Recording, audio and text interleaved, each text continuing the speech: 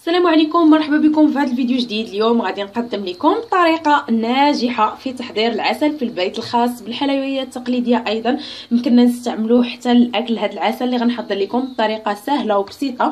غنستعمل فيه قالب ديال السكر، وغنحضر منه 2 اطرو ديال العسل اللي يمكن لكم تستعملوها في اي وصفه تقليديه بغيتوها، اي وصفات اللي كنحتاجوا فيها العسل.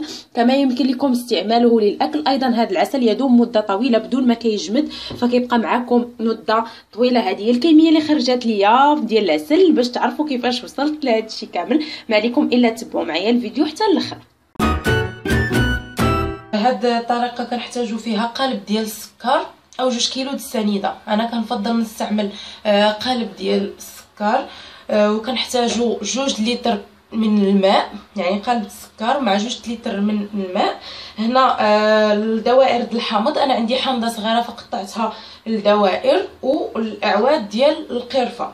غادي نهرس هذا قالب السكر وغنكمل لكم طريقه التحضير.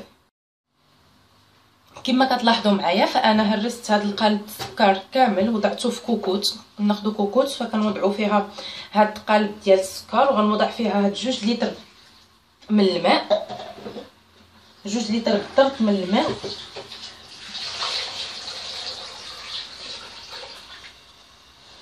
وكنوضعوا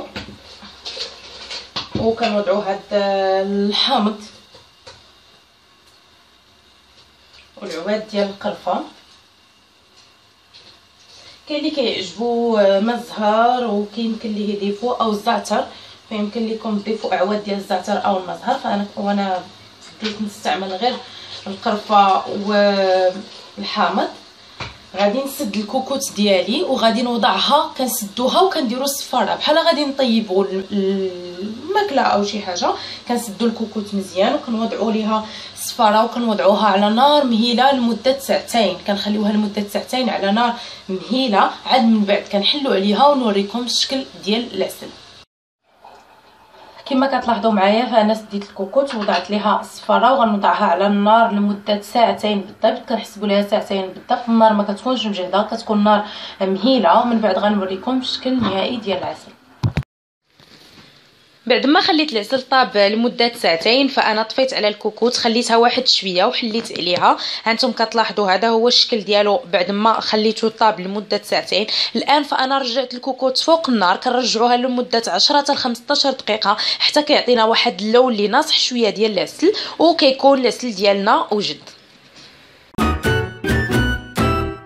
هذا هو الشكل النهائي ديال العسل اللي قدمت لكم اليوم. بعد ما طاب فانا حيدت هاد العواد القرفه وهاد الدوائر ديال الحامض اللي كنا استعملنا، وخرج ليا تقريبا 2 اطرو ديال العسل.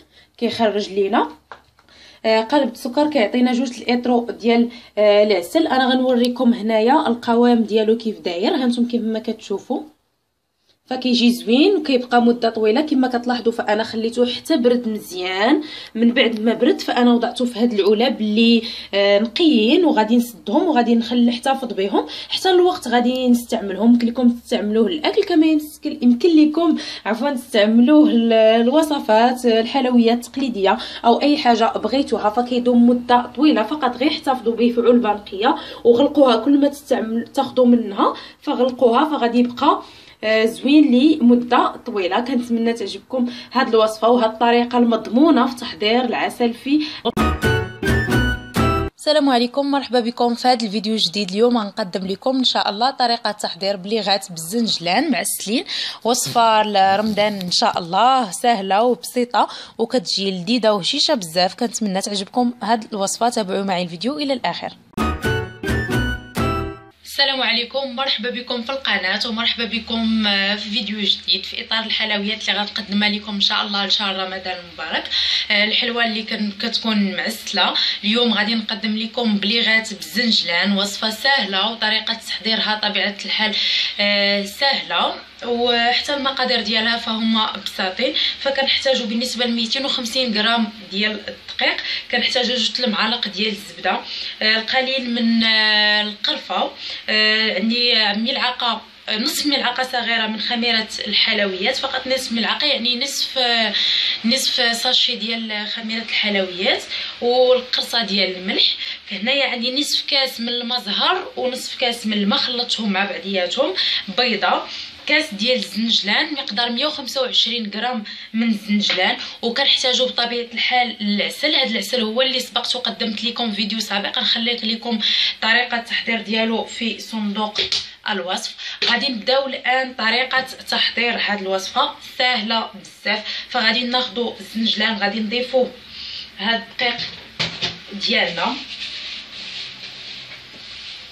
وكاع النواشف مع بعضياتهم. غادي نضيف قرفه، خميره، والقرصه ديال الملح. غادي نمزج هاد المكونات كاملين مع بعضياتهم. الان غادي نضيف الزبده.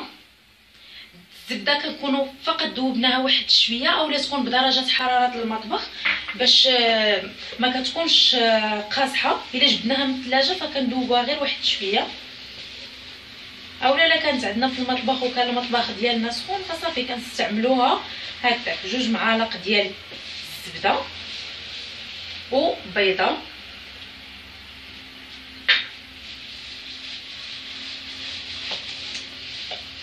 كنمزجو هاد المكونات مزيان كما كتلاحظوا معايا.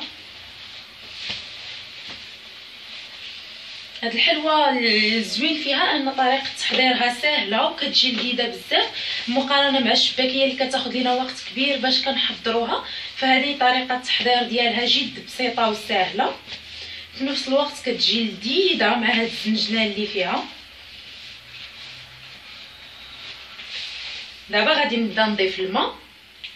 كنضيفو غير الماء مع المزهر. هذا استعملت نصف كاس ديال الماء مع نصف كاس ديال المزهر عفوا، وكنبقاو نضيفو غير بشويه وكنجمعو. خاص العجينه ما تكونش عندنا رطبه بزاف، خاصها تكون متماسكه.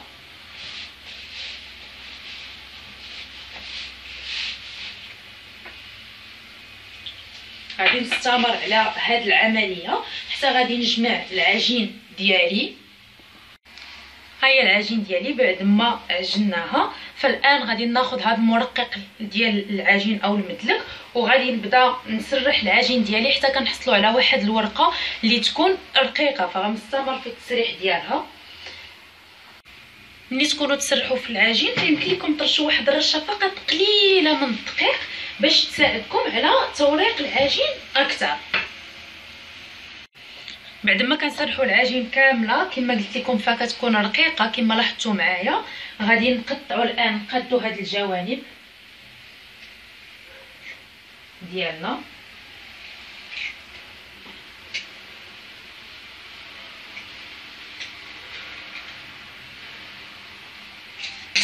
نحيدوهم تنعاودوا نورقوهم ونستعملوهم من جديد. وغادي ناخذوا هاد العجين ديالنا كنقطعوه بهذا الشكل.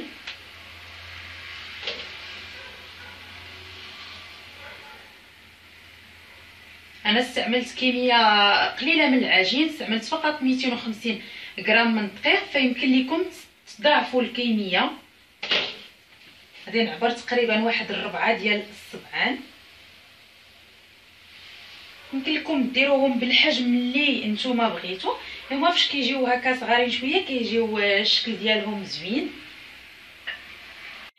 كيف ما كتلاحظوا بعد ما قطعنا العجين فحنا كناخذوا كل قطعه منه وكنوضعوها بهذا القنت مع هذا القنت، وكنوركوا عليهم مزيان باش ما تحش لينا العجين مني نبداو نقليوها. فكنوركوا عليها مزيان.